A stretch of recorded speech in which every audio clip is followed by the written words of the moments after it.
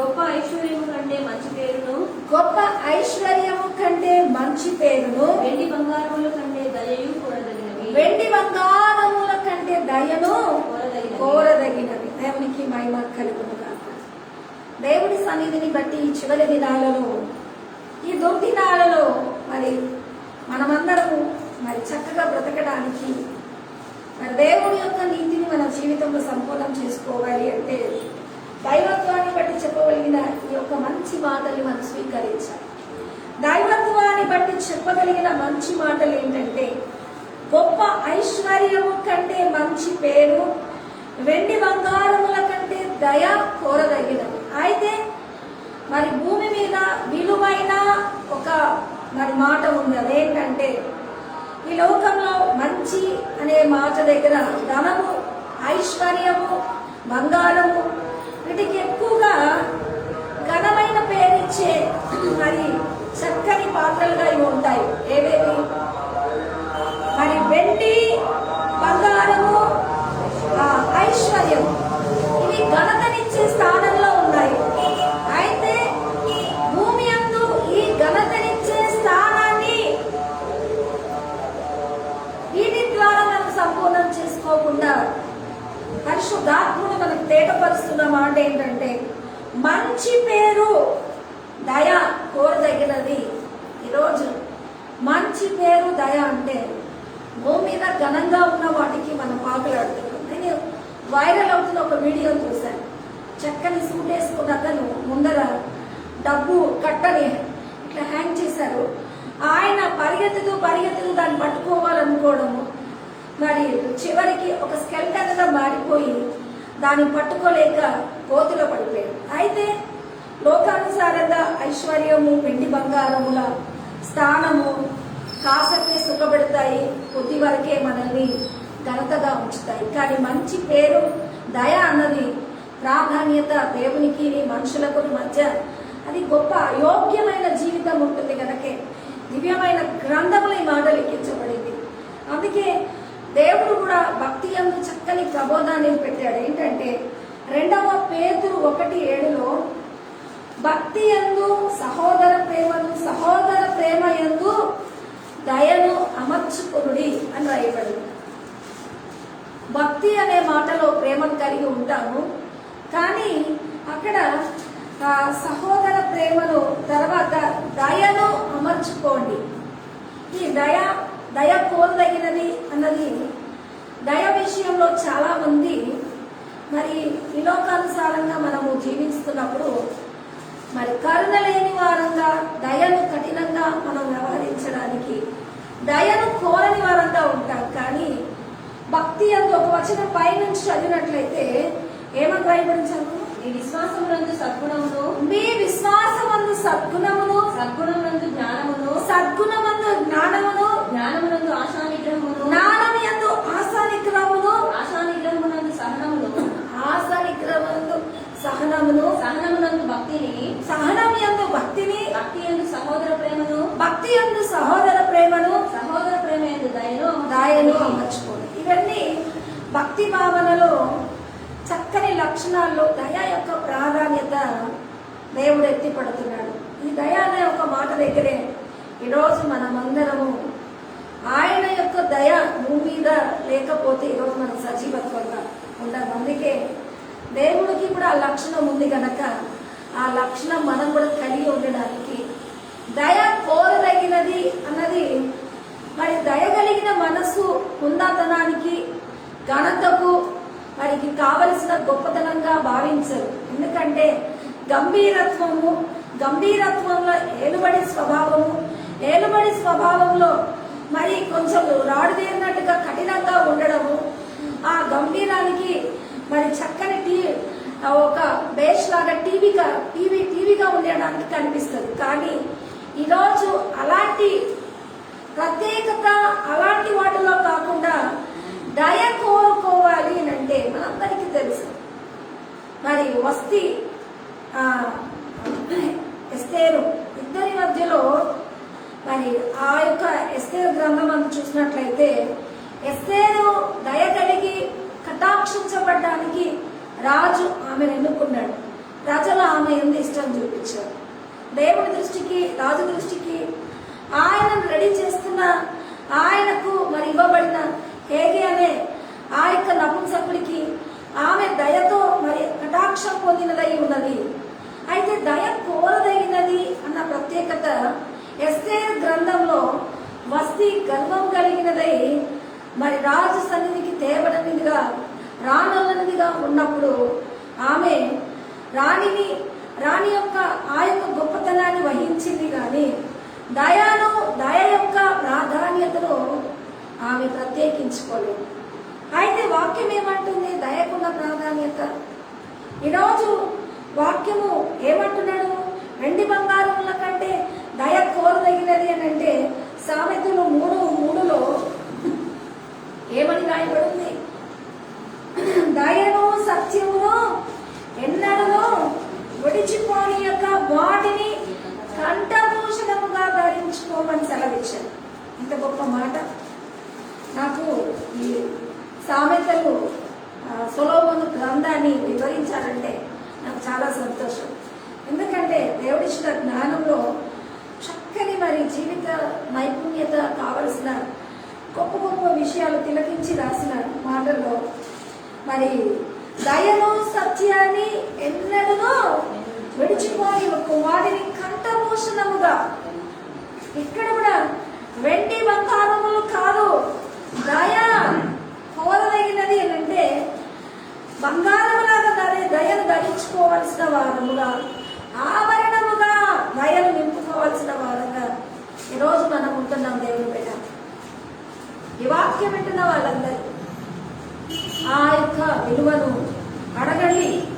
ఈ చివరి దినాలలో ఏ విధంగా ఉండాలి అన్నది భూమి అంతటా అలజడులో ఉన్నప్పుడు మన నడవడికను దేవుడికి ఇష్టంగా ఉండాలి అంటే ఆ దయను కోరువాలి. అందుకే మరి అప్పుడు అక్కడ చక్కని మాట రాయబడింది, నీ హృదయము అను పలకల మీద వాటిని రాసుకొని దేవుని దృష్టికి మానవ దృష్టికి అందు నువ్వు దయనుంది మంచివాడమనిపించుకుంటావు.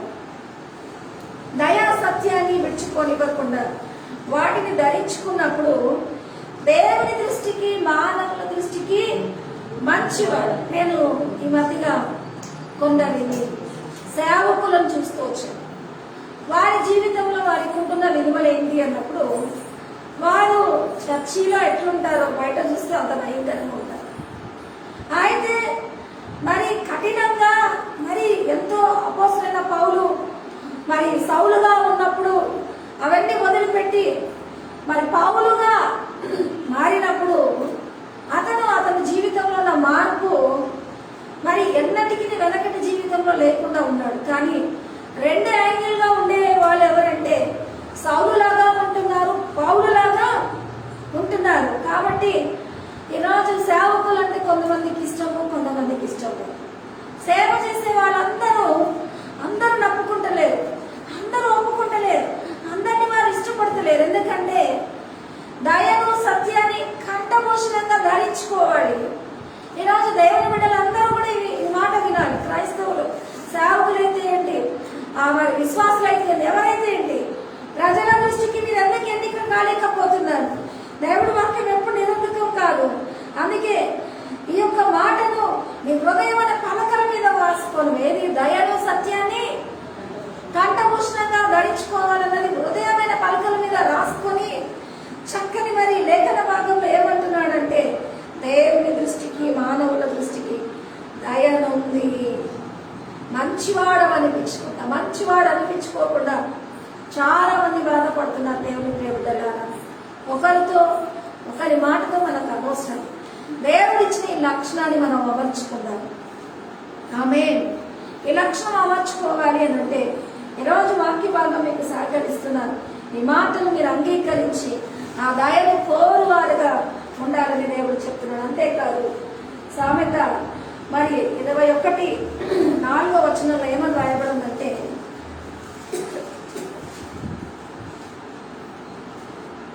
అహంకార దృష్టియు గర్వ హృదయమును భక్తిహీనుల క్షేమమును పాపయుక్తములు. ఈ యొక్క దయను ధరించుకోకుండా అహంకారంగా ప్రవర్తిస్తే, ఉదాహరణకు నేను తప్పుడు వస్తీలాగే చెప్పాను. నేను రాణిగా నేను ప్రత్యేక హోదాలో ఉండాలి, రావాలి అన్నది, మరి నపుంసకుడితో నేను రానాలని అన్నది ఆమె జీవితంలో రాజుగారి పక్కన అర్హత కోల్పోయింది. అయితే దయను కోరగలుగుతామన్న విషయానికి వస్తే, అహంకార మనస్సు కలిగి ప్రవర్తించే వారితో వాక్యము ఏం మాట్లాడుతుంది? చక్కగా అహంకార దృష్టియు గర్వ హృదయమును భక్తిహీన క్షేమమును పాపయుక్తములు. అహంకార దృష్టి ఏంటి? ఏంటి దయ? దయ అన్నది ఎందుకు, మనం ఎందుకు చూపించాలి అన్న కఠిన స్వభావం. అయితే ఎలాంటి పరిస్థితిలో ఉన్న ఈ దయ కదా, కొన్నిసార్లు మనుషులకు శత్రువులు ఉంటారు, మంచి వాళ్ళు ఉంటారు. అందరితో మంచి వాళ్ళు అనిపించుకోవాలి అన్నది లోకంలో అందరికీ, అందరి యొక్క మంచికి మనము ప్రాధాన్యత చూపించుకోలేకపోయినా దేవుడి ద్వారా ఆ నడవడికలో ఆ లక్ష్యాన్ని ధరించుకుంటే, ఆ దేవుడి దయకు మనం ఎప్పుడైతే ఆ యోగ్య లక్షణాన్ని కలిగి మనము ధరించుకున్నప్పుడు మనుషులు కూడా మనల్ని ఒప్పుకోవడానికి ఆ దేవుడి అనుమతి మనుషుల ద్వారా మనకి అనుగ్రహించడానికి. హల్లెలూయా. ఏ విధంగా ఎస్తేరు మరి అందరి దృష్టికి ఎన్నికైలో ఈరోజు నా జీవిత విలువల్లో కార్యం చేయటానికి దయాప్రాప్తురాలుగా మనమందరము ఉండాలి. హల్లెలూయా. అయితే గర్వస్థులు కూడా ఎట్లుంటారు? గర్వ హృదయము భక్తిహీనుల క్షేమము పాపయుక్తములు అంటారు. వారి హృదయము గర్వంగా ఉండే హృదయము, భక్తిహీనుల క్షేమము. వాళ్ళు కూడా డాంబికంగా నగలు నట్రాన్ని ధరించుకొని గొప్పగా అన్ని కలిగి హోదాగా ఉంటారు. వాళ్ళు క్షేమంగా ఉంటారు, వాళ్ళు మనతో పాటే ఉంటారు. అయితే అవి పాపయుక్తములను దేవుడు అంటున్నాడు. ఎందుకంటే దయను వారు కోరని వారిగా ఒకరోజు దేవుని దృష్టికి తీసివేయబడేవారుగా ఉంటారు. హల్లెలూయా. అందుకే కీర్తన ఏమంటున్నాడంటే 5:12 యెహోవా నీతిమంతులను ఆశీర్వదించువాడవు, నీవే కేడముతో కప్పునట్లుగా వారిని దయతో కప్పెదవు. నీ నామమును ప్రేమించువారు నిన్ను గూర్చి ఉల్లసిస్తారు. ఆమేన్. ఈరోజు యెహోవా ఆ యొక్క ఏ విధంగా దయను కోరే వాళ్ళ జీవితాన్ని బ్లెస్ చేస్తాడంటే, దేవుని మాటను బట్టి ఈ లక్ష్యం నాకు కావాలి ప్రభువా, నీకు మహిమార్థంగా నేను ఉంటానంటే, నీతిమంతులను ఆశీర్వదించువాడిగా దేవుడు ఉండి నీ కేడముతో వారిని కప్పునట్లుగా వారిని దయతో కప్పుదు. కావున నీ నామమును ప్రేమించువారు దేవుని బట్టి ఉల్లసిస్తారు. దేవుని దయతో కప్పడానికి భూమి మీద అన్ని లగ్జరీగా ఉన్నప్పుడు ఆయన ఆశీర్వాదం కోరుకుంటారు, కానీ ఆయన దయను కోరుకొని వారిగా ఉంటారు. కాబట్టి ఆశీర్వాదాలు కోరుకునే వాళ్ళు అత్యాసక్తి కలిగి దేవుని యందు ఉల్లసించరు. కానీ దేవుని దయతో మనల్ని కప్పినప్పుడు ఉల్లసించడానికి దేవుని యొక్క దయను కోరుకోవాల్సిన విషయంలో బంగారాలు వెండిని వాళ్ళు వారి ప్రక్కన పెట్టి ఏం కోరుకుంటారు? దయను కోరుకోవాల్సిన మరి లక్షణాల్లో దేవునికి. అందుకే దేవుడే కనిపించి నీకేమి కావాలని అడిగితే నీ బదులేంటి? బంగారాలు వెండి కాదు, దయా కటాక్షము కూడా.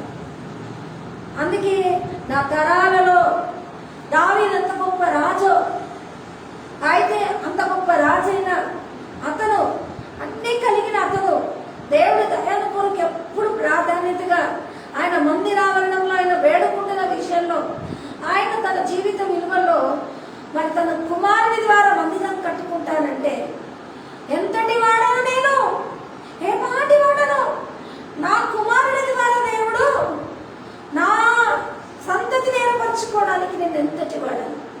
అయితే దేవుడు అంటాడు, సౌలుకు దూరపరిచిన దయను నీ సంతతికి నేను దూరపరచనను. హల్లెలూయా. దయను కోరుకోవాలి అంటే దయ యొక్క ప్రాధాన్యత, ఇటు ఐశ్వర్యము, ఇటు తకెట్లో త్రాసులో ఇటు ఐశ్వర్యము, ఇటు బంగారము వెండి పెట్టండి, ఇక్కడ దయ పెట్టండి, అవన్నీ తేలిపోతాయి. దయ మరి ఎప్పటికీ ఎన్ని ఎన్ని వేసినా అది పైకి రా. జాగ్రత్త దేవుని ప్రేమటాను. విలువల లక్షణాలను దేవుని యొక్క మరి నీతిని మనం ధరించుకున్న వారమై ఉండాలి. కానీ అలాగే లోకానుసారంగా ఘనతను, ఐశ్వర్యాన్ని, బంగారాలు, వెండిని కోరదగినది కాదు.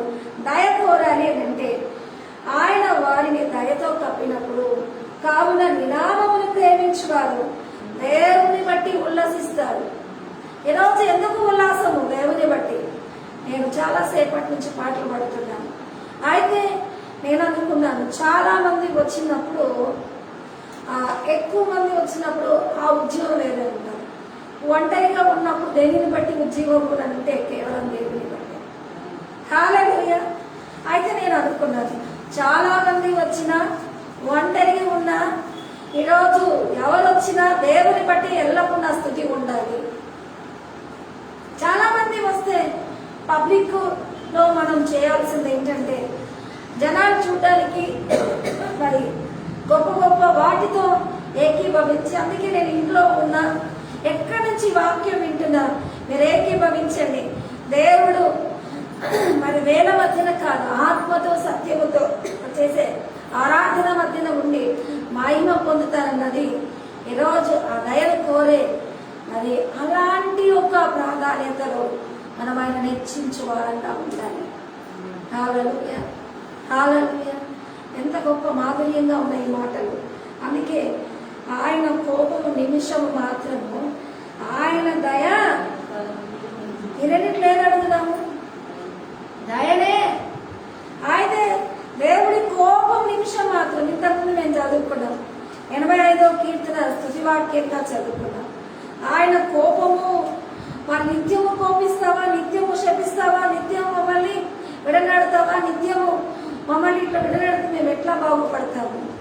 అయితే నీ మాటకు మేము చెవి ఒగ్గుతాము అని చెప్పినప్పుడు ఆయన ఒక శుభవచనం పలుకుతాడు.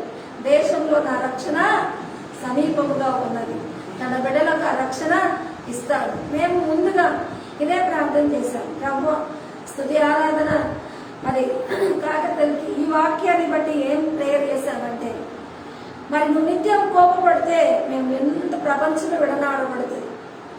ఈరోజు సాయితాన్ వల్ల పోతున్నారా, మరి శాపం వల్ల పోతున్నారా, పాపం వల్ల పోతున్నారా అన్నది తీర్పు తీర్చబడినప్పుడు మన దోషాలతో మనము పట్టబడే సమయంలో మానవులంతా శిక్షకు పాత్రులైతే విడనాడబడతారు. అయితే దయలు కోరుకునే విషయంలో ఆ 85వ కీర్తనలో మా పాపములను క్షమించి మా మీద నువ్వు కరుణ చూపించు అన్నప్పుడు దేవుడు శుభవచనం వారికి వ్యక్తమైంది.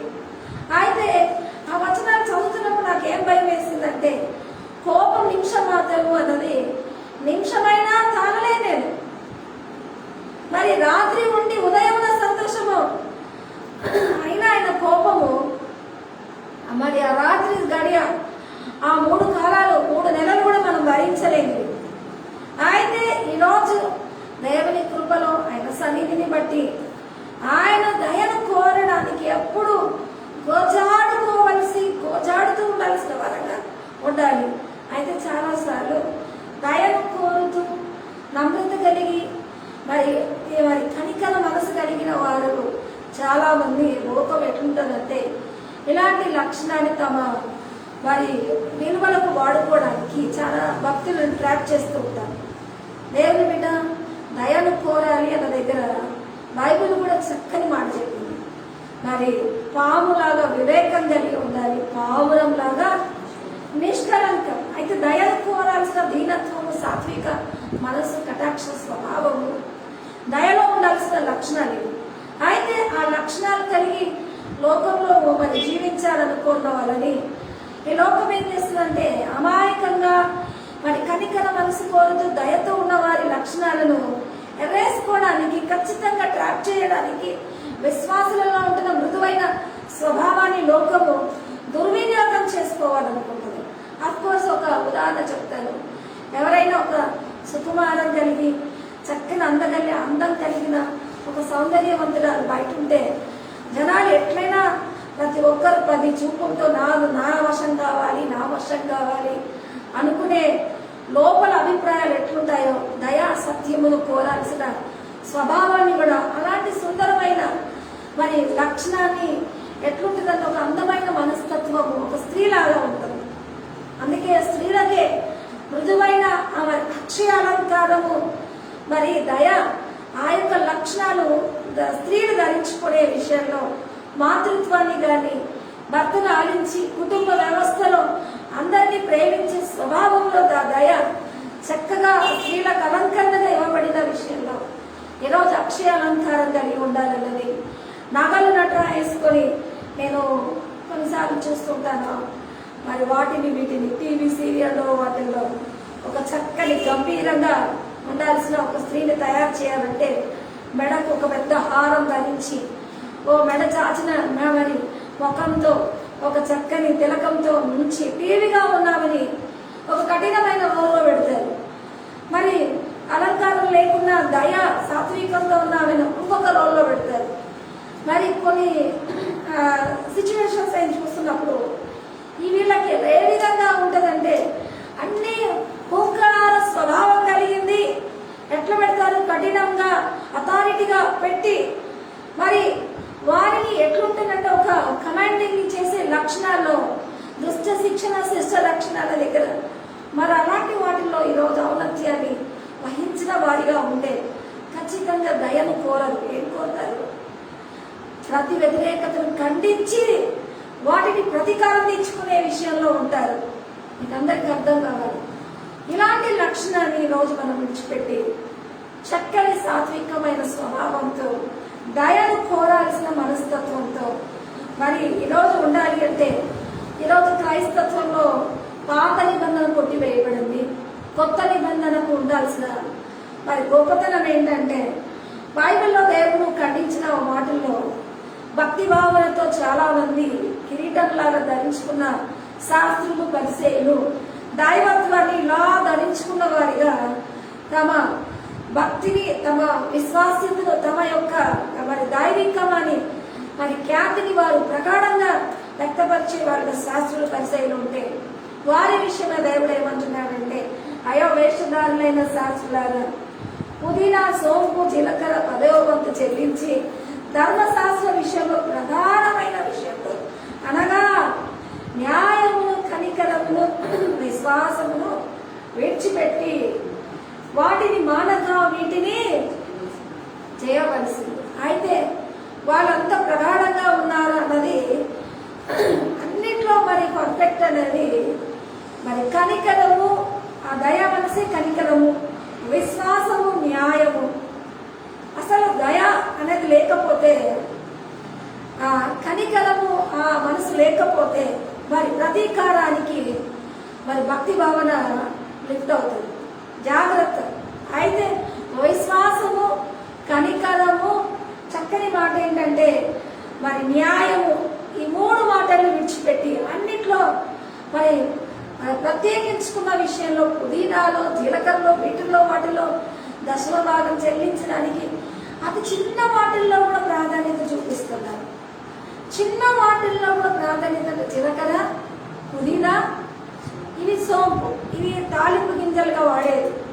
వీటిల్లో కూడా ప్రాధాన్యత చూపించుకోవడానికి దయ న్యాయము ఈ సోంపు కన్నా విలువైనది ఆ చిన్న వాటిలో చూపించుకున్నారు. ఇవి ప్రధానమైన వాటిని అని దేవుడు ఇచ్చేసి ఏమంటున్నాడంటే వీటిని మానక వాటిని అంటే ఇవి చేయాలి అవి కూడా హైలైట్ అవ్వాలి అన్నది ఈరోజు నేను నెరవేర్చడానికే వచ్చాను, కొట్టివేయడానికి రాలేదంటే దేవుడు కూడా మరి అన్నింటినీ నెరవేర్చింది ఏంటంటే ఏవి మనుషులు విడనాడుతున్నారో వాటిని పైకెత్తి దైవత్వానికి నాందిగా ఉన్నాడంటే ఈరోజు మనం ఎట్లుండాలి ఎంత వాక్యానికి వివరణ ఇచ్చినప్పుడు మన స్వభావంలో ఎలాంటి లక్షణం ఉండాలి.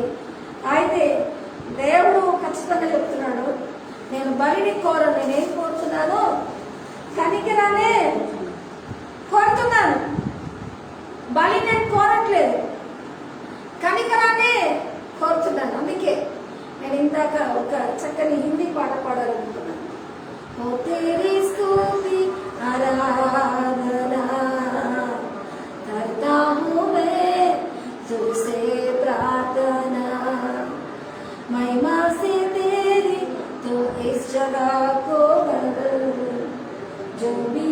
चाहिए यहाँ पे हालेलुया हालेलुया हालेलुया करना से तेरी नया दिन दिखाता है दर बनकर मेरी मुझे बताता है जब मैं पुकारूं तो दौड़ आता है जब मैं गिरूं मुझे उठाता है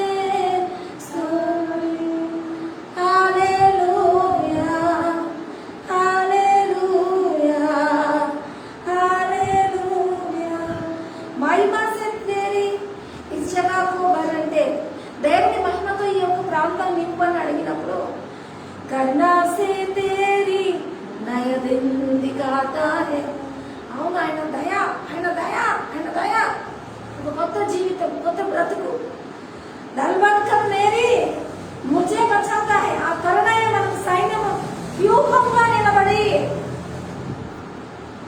ఆ యొక్క కరుణే సైన్యమైన వ్యూహంగా నిలబడి మనల్ని రక్షించడానికి ఆయన దయ ఎట్లుంటే తెలుసా ఒక పెద్ద బెటాలియన్ లాగా మన పక్షం నిలబడుతుంది ఆమేన్ ఈ గొప్ప భావన దేవుని దయకు సైన్యముల కలిపి నిలబడగా ఆయన కటాక్షాన్ని కోరాల్సిన వారంగా ఉంటున్నారంటే హల్లెలూయా ఆయన కనికరాన్ని కోరాడు కానీ బలిని కోరాడు కాబట్టి వెండి బంగారము ఐశ్వర్యముల కన్నా దయ కోరదగినది అన్నది ప్రభు దయాళుడని మీరు రుచి చూచిన ఎడల 1 పేతురు 2:1 ప్రభువు దయాళుడని మీరు రుచి చూచిన ఎడల అక్కడ ఏం రాయబడింది విర్రవీగుతనాన్ని కొన్ని మరి వాటిని మనం విడిచిపెట్టాల్సిన భావంగా ఉంటున్నాం చదువు 1 పేతురు 2:1 ప్రభు దయాళుడని మీరు రుచి చూచిన ఎడల ప్రభువు దయాళుడని మీరు రుచి చూచిన ఎడల సమస్తమైన దుష్టత్వమును సమస్తమైన దుష్టత్వమును సమస్తమైన కపటమును వేషధారణను సమస్తమైన కపటమును వేషధారణను అసూయను సమస్త దూషణ మాటలను మాని కొత్తగా జన్మించిన శిశువులను పోలిన వారై కొత్తగా జన్మించిన శిశువులను పోలిన వారై నిర్మలమైన వాక్యమును పాలవలన రక్షణ విషయంలో ఎదుగు నిమిత్తము ఆ పాలను అపేక్షించండి. చక్కని మాట. దయాళుడు ఆయన కనికరానే కోరుతున్నాడు. ఇంతకు ముందు శాస్త్రం పరిచయం తిట్టినాడు. దేవుడు ఏం తిట్టాడు? న్యాయాన్ని, కనికరాన్ని, మరి ఇంకొక మాట ఏంటంటే విశ్వాసమును విడిచిపెట్టిన వారుగా. వీటిని వదిలేసి వాటిని చేయాల్సిన అవసరం కాదు, వాటిని మానక వీటిని కూడా చేయాలి అన్నది. ఈరోజు ఆయన దయాలను మనం రుచి చూచాము.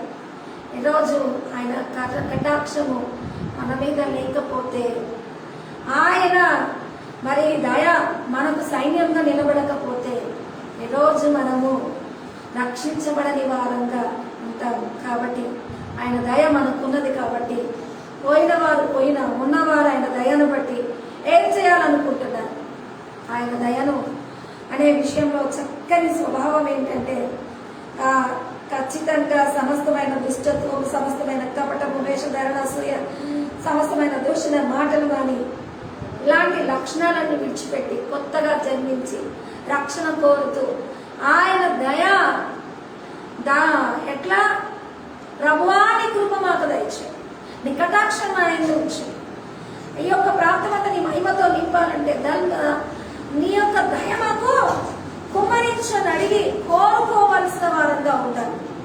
ఎస్తేరు రాణిగా చేసినప్పుడు మరి ఆమెలో లక్షణాలు, ఆ దయ కలిగిన స్వభావం, ఆమెలో ఉండిన తగ్గింపు స్వభావమే ఎన్నికైందంటే ఈరోజు దేవుని బిడ్డ నేను ఆ రక్షణను ఆ విధంగా కోరాలి. కానీ విర్రవీగితో చర్చికి వచ్చి ఉన్నాడా లేడా, ఉంటే నాకు చేయమని చెప్పు, ఎక్కడున్నాడు దేవుడు, ఇట్లా నేను చాలా మందిని చూశాను.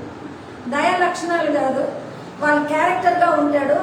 క్యారెక్టర్గా ఉండి చర్చికి వచ్చినప్పుడు ఎట్లా వస్తారంటే దేవుడు వీళ్ళకు బాకీ ఉన్నట్టుగా నాకు చెప్పు, ప్రార్థన చేయమని చెప్పు దేవుడిని అని నన్ను అడుగుతుంటాను. సిస్టర్ గారు మా కొరకు ప్రార్థన చేయండి ఏంటి, మా వాళ్ళకి ఇది జరిగింది, మా ఇంట్లో ఆస్తులు పోతున్నాయి, మా ఇంట్లో విలువలు పోతున్నాయి. నిజంగా ఒక సహోదరి వచ్చింది, ఆమె ఒక డాన్ లాగా ఉంటుంది, లోకస్తురాలు. ఆమె చర్చికి వచ్చి మరి దయను కోరే విషయానికి ఆమెకి ఎట్లా అడగాలో తెలియదు. ఎందుకంటే బ్రతికంత వెరవీతనము, మొండితనము, వడ్డీలతో ఇట్లా అట్లా ఉన్నది.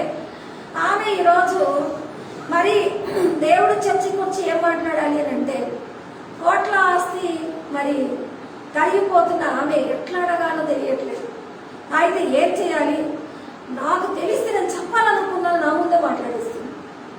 నాకు తెలిస్తే చంపాలనుకున్నానని మాట్లాడుతుంది. అయితే చంపాలనుకున్నాను, విరవిగుతనము, ఇష్టత్వము, దయను కోరి నేనన్నాను, అమ్మ గతంలో నీకున్న స్థితి, నీ పలుకుబడిలో మరి భూసంబంధమైన వాటిలో అనేకము నీకు సహకరించి ఉండొచ్చు. మంత్రాలతో నీ పని జరుపుకున్నావు, మరి వాళ్ళతో వీళ్ళతో పోలీసులతో అన్నింటిలో జరుపుకున్నావు. కానీ ఇప్పుడు నీ పేరుకు బలం లేదు. ఇప్పుడు నీ పేరు బలం కిందకు దిగిపోయింది. నువ్వు ఏం చేసినా నీకు బలం జరగదు.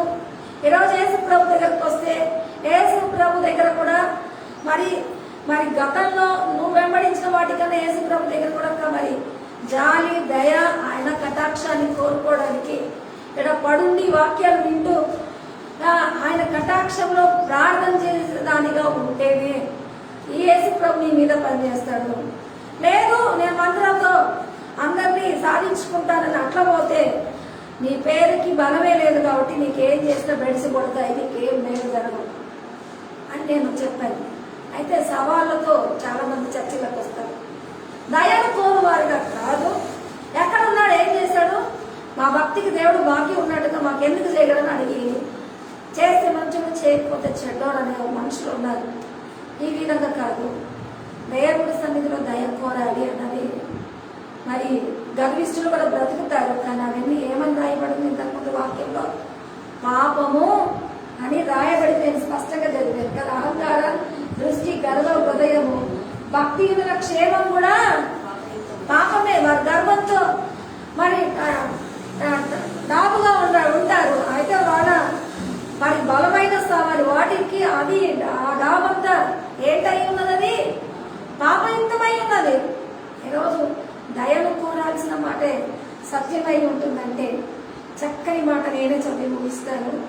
మనస్సాక్షికి కల్మషం తోచకున్నట్లు ప్రోక్షింపబడిన హృదయము గలవారమై నిర్మలమైన ఉదకంతో స్నానం చేసిన శరీరము గలవారై ఉండి విశ్వాస విషయంలో సంపూర్ణ నిశ్చేత యథార్థ హృదయంతో మనము దేవుని సన్నిధికి చేరాలి.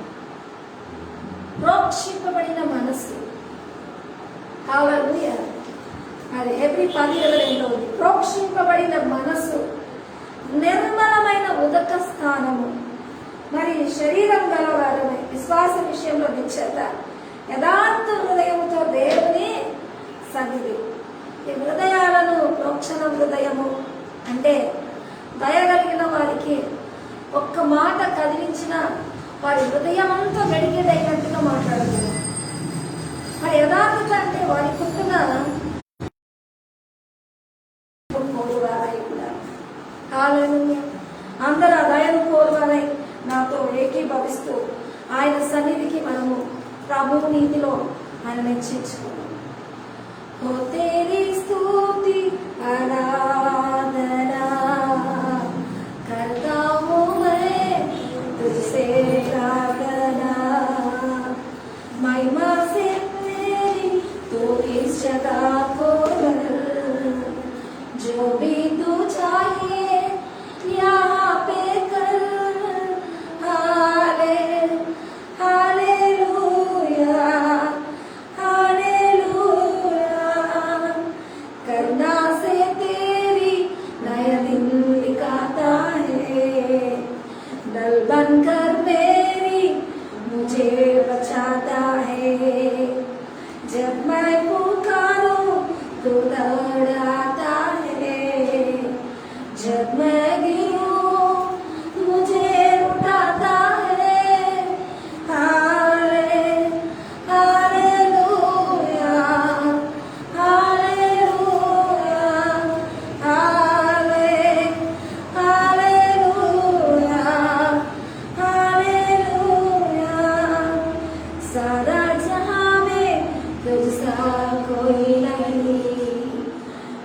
उसको छोड़ कोई प्रभु है नहीं।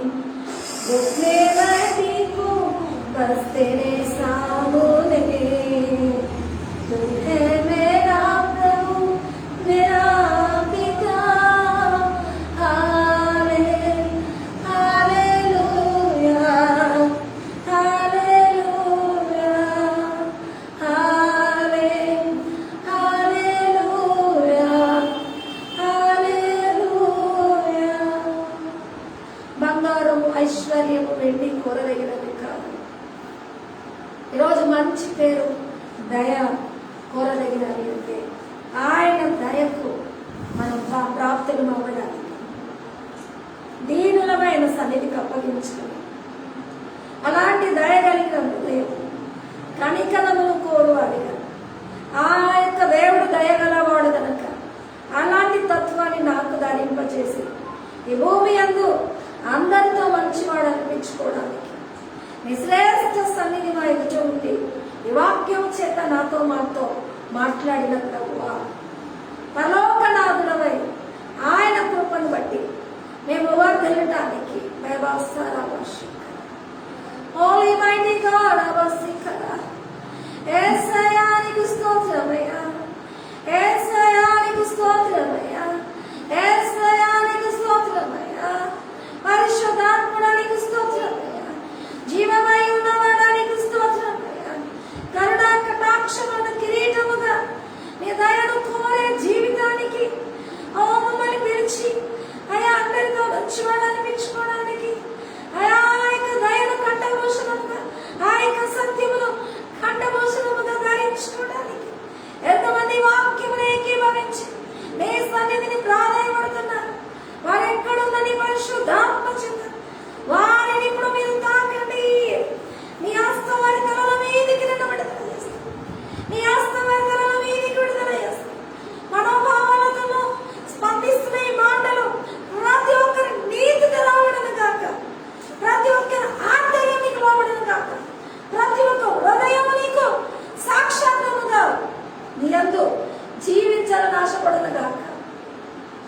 ఇటు కృపలో ఆంతర్యానికి నీతి దాతవై సమస్తానికి కార్యకృపను గ్రహిస్తున్నా యేసయ్య నీ దయా సత్యమును నీ కనికరమును విడిచిపెట్టకుండా అయా ఈ లోకంలో నీ యొక్క వాక్యముల ముందుకు వెళ్ళటానికి సర్వోన్నతులైన నీ ప్రేరణను నీ మహిమను నీ యొక్క కృపలో మమ్మల్ని వర్ధలింపచేయడానికి నువ్వు కోరుకున్న జీవితం ఆయన ప్రసాదించి అనేకులకు ఈ భాగ్యం అందిస్తున్న నీ నామంకే వందనాలు చెల్లిస్తూ మహిమ ఘనత ప్రభావాలతో నింపమని యేసు శక్తి కలిగిన నామములో అడిగి వేడుకుంటున్నాం తండ్రి.